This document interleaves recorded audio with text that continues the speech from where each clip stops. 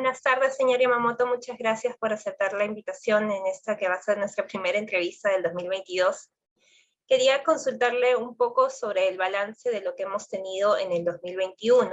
¿No? En el 2021 tuvimos una segunda ola del virus, ¿no? Que en algunos meses enlutó a muchas familias y fue un golpe bastante duro para el país, pero también hemos tenido el año de la vacunación, ¿no? Donde se ha dado la mayor cantidad de vacunación y las actividades se han podido retomar, la mayoría de ellas, ¿no? Otras no tanto todavía. Y a raíz de eso quería consultarle si hay más optimismo por entrar a este tercer año de la pandemia. ¿Qué es lo que siente, qué es lo que se ve en este tercer año?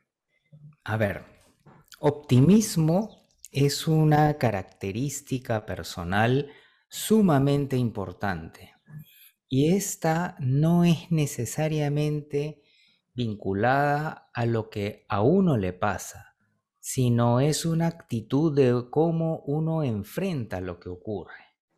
Las investigaciones han encontrado que el optimismo es fundamental para salir adelante de las dificultades, para disfrutar de los buenos momentos y crecer en las buenas y en las malas.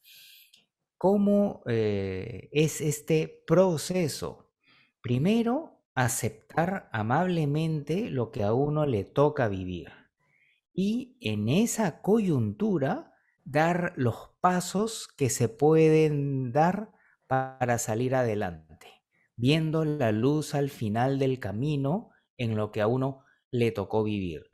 Entonces, el optimismo no es un producto de lo que nos ocurrió en el año, sino el optimismo es producto de lo que vamos sembrando en los niños, de lo que vamos cultivando de jóvenes y lo que vamos consolidando de adultos. En ese marco, este año que acaba de terminar ha sido un año que parecen 200 por la enorme cantidad de cosas y a último minuto parecía que ya terminaba, pero aparece otra sorpresa. Entonces, es un entorno de elevada inseguridad, donde un grupo de personas eh, han sacado enormes cantidades de dinero del país. Otras no solamente sacaron su dinero, sino su cuerpo de este país. Vemos que el nivel de preocupación va aumentando. Entonces es una coyuntura, ha sido una coyuntura muy negativa que lo que no mata engorda, entonces tiene que sacarnos el mejor de los optimismos, pero no ese optimismo suicida en el cual decimos el COVID no me va a agarrar, así es que venga la continuación de la fiesta de Año Nuevo. Es un optimismo razonable, estratégico, que analiza las consecuencias de las conductas para, de nuevo, sacar lo mejor de cada momento. Y podríamos llegar a alguna cierta definición de qué va a significar la nueva normalidad para los peruanos. Digamos, ¿es lo mismo lo que estábamos acostumbrados antes de la pandemia, solo que con mascarilla, o si hay conductas que han cambiado completamente y van a ser parte de las nuevas generaciones? Sí, en primer lugar, el año pasado nos ha enseñado que no debemos de hablar de un pasado y un futuro, como si fueran dos cosas, ¿no? Como si pudiésemos cambiar de canal o prender una nueva película, sino que es un proceso complejo, una secuencia de una serie de acontecimientos y momentos que van sucediendo. Entonces, la palabra clave aquí no es nueva normalidad. La palabra clave es adaptación productiva y optimista. Entonces, estar siendo muy flexibles a lo que nos ocurre y no podemos cambiar. Y en esa lógica, ir cambiando de estrategia para sacar lo mejor de cada situación. la pandemia, el pandemonio político son situaciones terribles, pero muchas personas han sacado provecho de ello. En un estudio que hemos realizado, la segunda mención del cambio más importante en la pandemia fue más unión familiar. Al, el nivel de eficiencia de los profesionales y las organizaciones que dejaron de lado ese discurso y esa letanía de que, qué horrible la pandemia, ¿cuándo volveremos a la normalidad? Y en vez de eso, han capitalizado la ultraeficiencia del trabajo remoto, han compensado las dificultades que tiene esto, son empresas que han terminado siendo más productivas y más creativas, y así sucesivamente. Entonces no debemos de esperar una nueva normalidad, sino debemos de forjar una adaptación optimista productiva paso a paso, día a día. Ahora, para responder la pregunta, para que no parezca esta una evasiva de político, el, los cambios que estamos viendo, en primer lugar, es que la curva de rendimiento está cambiando. Normalmente teníamos un grupo grande de personas que estaban en la media de rendimiento, un grupo pequeño que tenía elevado rendimiento y un grupo pequeño que tenía mal rendimiento. Lo que estamos viendo es que tanto el rendimiento como el bienestar y la salud mental, que van muy de la mano, se está reduciendo el grupo de gente muy productiva y con mucho bienestar, pero esas personas están alcanzando niveles muy altos. Son pocos, pero son, parafraseando al poeta. El grupo que está mal de bienestar, salud mental y de rendimiento está creciendo, ¿no? Y la curva, la media se está aplanando. Entonces, esto suena feo, pero también el nivel de mortalidad de las personas que no han sido muy conscientes y no se han vacunado, no han tenido los cuidados, también es más alto. Entonces, no solamente es rendimiento y bienestar, sino que es mortalidad. Por supuesto que hay gente que se cuida, hay gente que es muy cuidadosa y también se enferma y también lamentablemente fallece, pero en términos de tendencias estadísticas es lo que le he estado mencionando. Entonces son las actitudes, más que ver si ahora es más virtual o es más presencial, si el tema de las relaciones se han vuelto así o asá, es una cosa que varía en determinadas coyunturas, pero lo que está detrás de eso es esa actitud optimista que saca provecho productivo y hasta mejora las relaciones en el fondo, o sea, relaciones humanas, sean virtuales o sean presenciales. De acuerdo. Para precisar, esta curva de rendimiento se muestra sobre trabajadores de planilla, de empresas grandes, trabajadores de subsistencia, informales, más o menos, a qué grupo nos referimos. Aún se requiere investigar con mucha mayor precisión, pero es algo que se está observando en la educación universitaria y en promedio en el rendimiento profesional.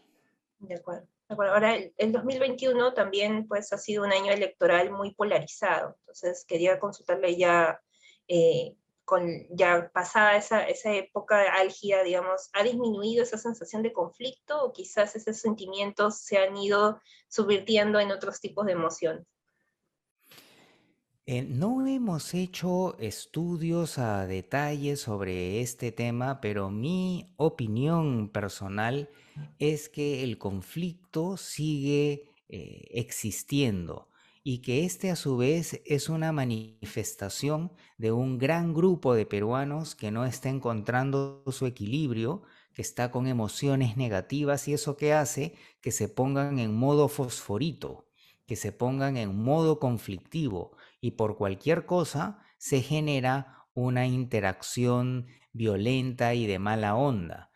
Lo podemos ver en las redes sobre cualquier tema, y la polarización en aspectos cotidianos de la vida nos señala que seguimos en el polvorín de polarización y solamente tenemos que esperar el próximo tema polémico que toque el bolsillo de la gente. Ha habido una mayor preocupación después del tema sanitario por la economía en el 2021, ¿no? Ciertamente hay muchas personas que han vuelto a algunas labores presenciales, pero también hay otras que perdieron su trabajo, su fuente de ingresos, y ha habido este fenómeno también de las ollas comunes en distintos barrios de Lima, ¿no? Que hace mucho tiempo que no se veía con tanta fuerza. Va a ser de todas formas un tema que contribuye también al estado anímico de los peruanos en el próximo año, la economía. Yo creo que el peruano siempre ha estado preocupado por la economía, pero con el crecimiento económico, especialmente la reducción de la clase baja y el incremento de la clase media, esa preocupación económica se trasladó a temas de mayor consumo material, temas de consumo de alimentos más vinculados al restaurante que a la alimentación básica.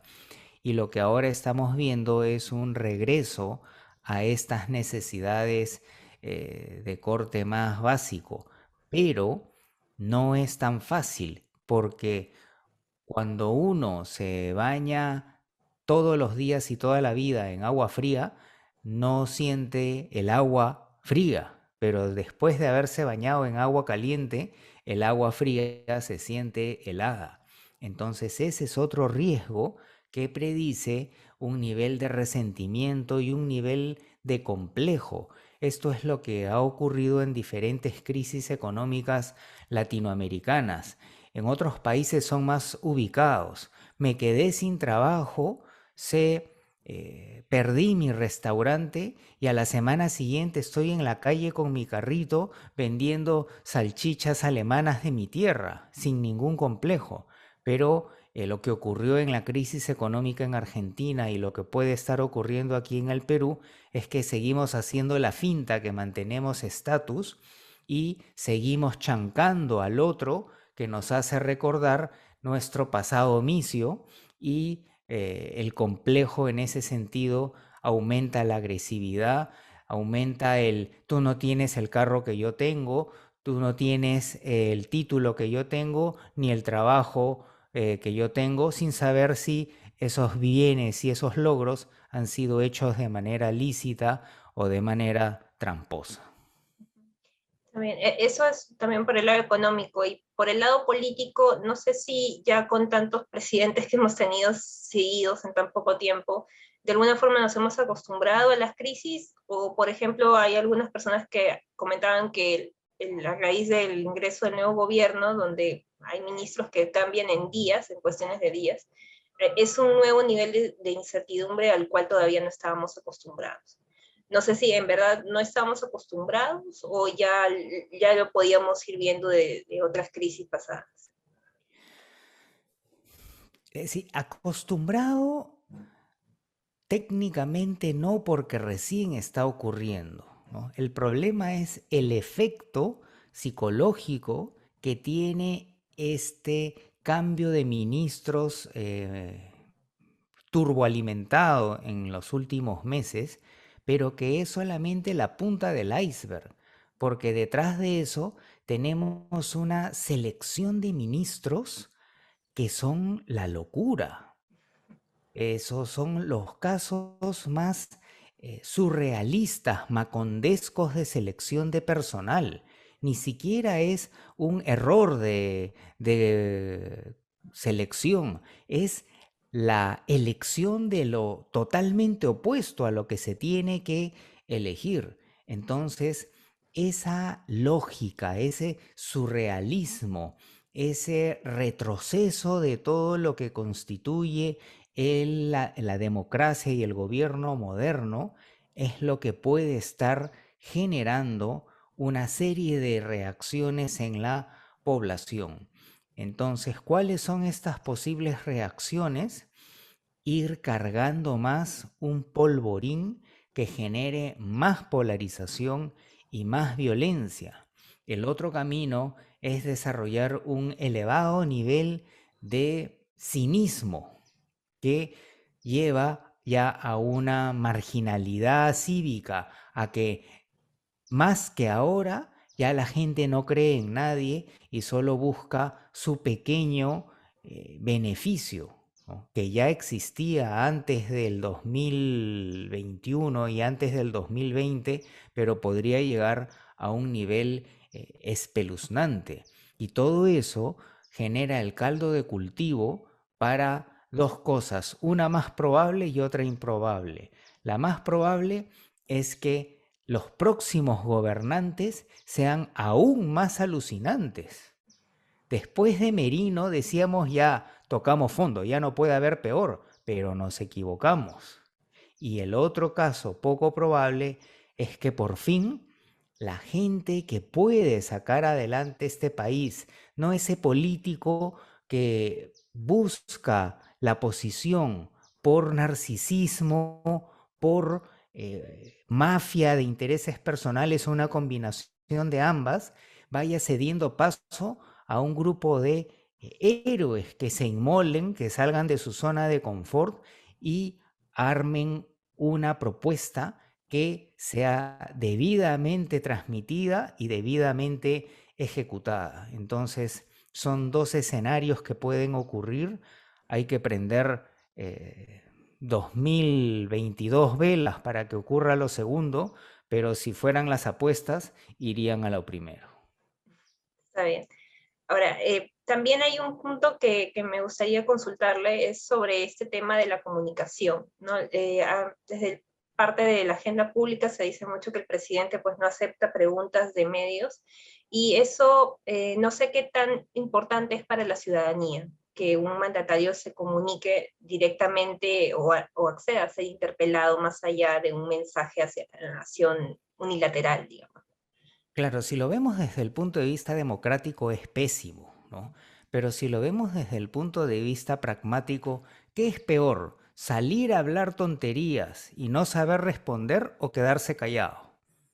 Entonces, el quedarse callado puede ser parte de una estrategia que además ha sido usada en movimientos políticos que han sido asociados a las inspiraciones que el presidente ha hecho explícito y el señor Cerrón más aún. Entonces forma parte de un lado B del disco que hay que entenderlo bajo esa lógica, pero como su popularidad está cayendo drásticamente en los últimos meses, pareciera que se ha dado cuenta y que una de sus estrategias de poner el tapón en el barco que hace hueco es mencionar que va a dialogar, pero que hasta ahora no lo hace, ¿no? Entonces sí se está dando cuenta que su estrategia de quedarse callado ya no le está funcionando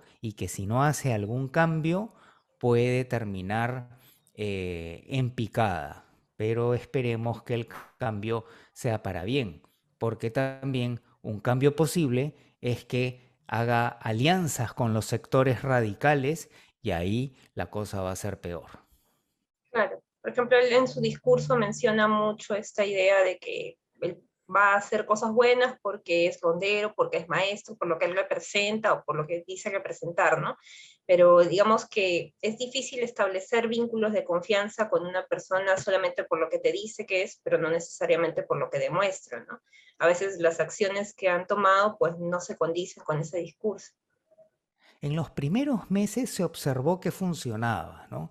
Es como cuando se vende un producto que es más marketing, ¿no? Que le damos a probar a las personas a ciegas ciertas bebidas y en la práctica no reconoce una de la otra, entonces ahí es puro marketing.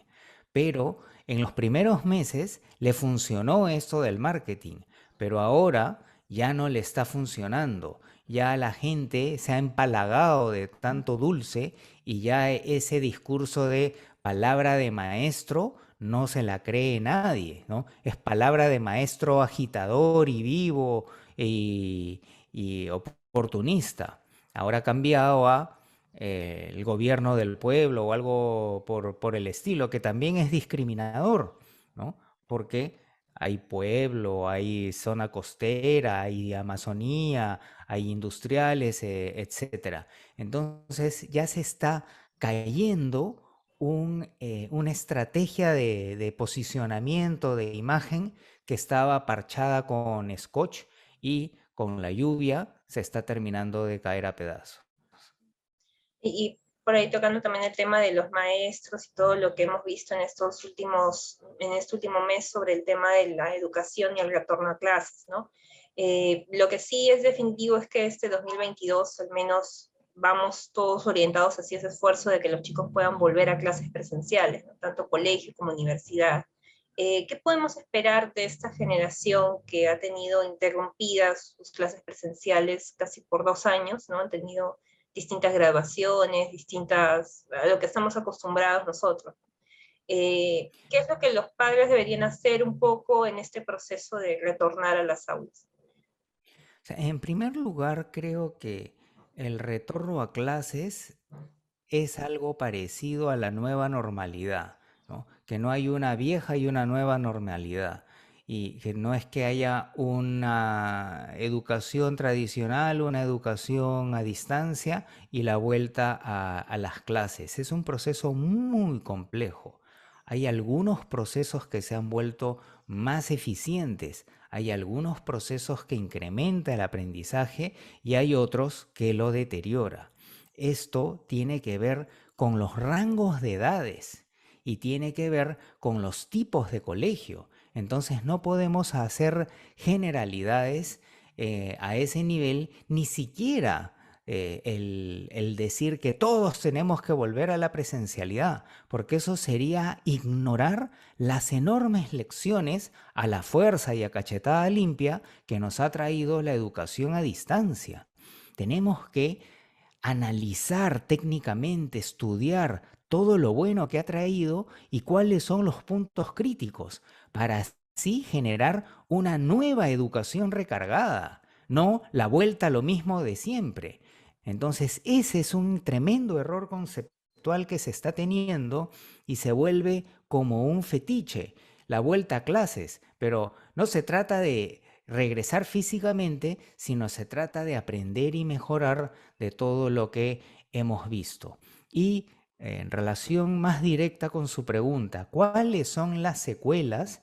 Eso es producto de un tema de investigación, pero que además tiene muchas variaciones, de nuevo, por los grados en los cuales estaban los estudiantes, por cómo han afrontado la educación, cómo se generó esta educación a distancia. De hecho, no es lo mismo la educación unidocente rural de los equivalentes a los jardines de infancia en las zonas urbanas.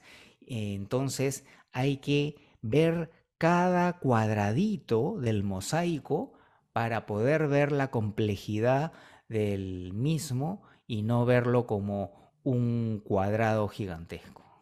De acuerdo. Y por último, ¿hay algo que, digamos, deberíamos mejorar a partir de la experiencia del 2021? Algo, no quiero decir malo, pero que quizás era necesario que tengamos que pasar para darnos cuenta que hay que cambiarlo. Y también algo positivo que quizás podría rescatar del 2021. A ver, yo era un abanderado de que la mejor inversión para el Perú eran los valores, de impulsar por décadas 3 valores fundamentales en los cuales todos los peruanos nos pongamos de acuerdo y nos demos cuenta que inculcarle eso a nuestros hijos va a generar un mejor Perú. Y sigo manteniendo esa idea, pero la emergencia cívica de salud mental y de productividad me lleva a un paso previo, que es el de la conciencia. O sea, no puedes ser una persona consciente la que está enterrando a su familiar fallecido por COVID sin máscara y chupando del pico y circulándolo con todos los familiares. No es posible que estemos frente a temas antivacunas con una serie de argumentos alucinados. Entonces, lo que hay que fomentar es la conciencia, la capacidad de salir de nuestro piloto automático, de nuestros atajos, de nuestras reacciones emocionales inmediatas para revisar información confiable, para ver las consecuencias que tiene nuestro comportamiento y regular nuestras emociones, nuestra conducta para generar un mejor camino para mí mismo, para mi familia y para el Perú, todo en conjunto. Esa creo que es una labor fundamental y es entrenable. Se puede entrenar en las empresas, en los colegios, pero aún sigue pasando debajo del radar. Autoconciencia es una palabra clave. Y sí, hay que cerrar con algo positivo, ¿no? Que no sea solo lo que no mata engorda. Este año ha sacado a relucir la fortaleza, la resistencia mental que tenemos los peruanos. Muchos han caído y se han levantado, muchos se han mantenido fuertes, muchos hemos estado así por momentos tratando de salir adelante y hemos podido encontrar el camino y sacar aprovecho de estas tremendas oportunidades por la pandemia y todo lo demás. Entonces creo que debe ser una fiesta de la resiliencia de aquellos peruanos que van marcando con sus actitudes, con su conciencia y sus valores el camino a seguir. Muy bien, muchas gracias, señor Yamamoto. Un placer.